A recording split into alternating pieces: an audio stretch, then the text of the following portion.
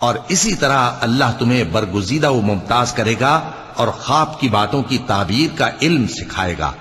اور جس طرح اس نے اپنی نعمت پہلے تمہارے دادا پر دادا ابراہیم اور اسحاق پر پوری کی تھی، اسی طرح تم پر اور اولاد یعقوب پر پوری کرے گا۔ بے شک تمہارا پروردگار سب کچھ جاننے والا ہے، حکمت والا ہے۔ ہاں، یوسف اور ان کے بھائیوں کے قصے میں پوچھنے والوں کے لیے بہت سی نشانیاں ہیں۔ جب انہوں نے آپس میں تذکرہ کیا کہ یوسف اور اس کا بھائی ابا کو ہم سے زیادہ پیارے ہیں، حالانکہ ہم جماعت کی جماعت ہیں، کچھ شک نہیں کہ ابا کھلی غلطی پر ہیں، یوسف کو یا تو جان سے مار ڈالو یا کسی ملک میں پھینک آؤ، پھر ابا کی توجہ صرف تمہاری طرف ہو جائے گی اور اس کے بعد تم نیک لوگوں میں ہو جاؤ گے۔ ان میں سے ایک کہنے والے نے کہا کہ یوسف کو جان سے نہ مارو،